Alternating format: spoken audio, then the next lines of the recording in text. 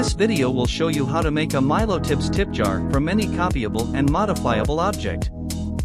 Step 1. Res out your object and the milotips tip box.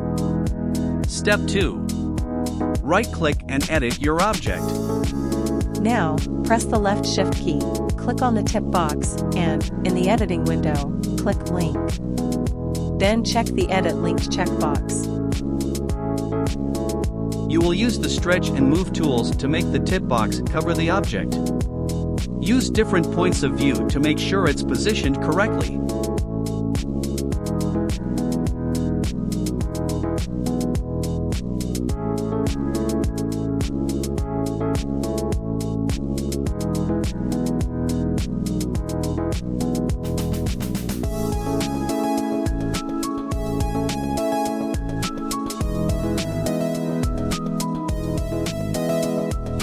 Once the box is positioned as you like, in the editing window, go to Texture, then set the transparency to 100%. Finally, uncheck Edit Link and close the editing window. Your tip jar is ready.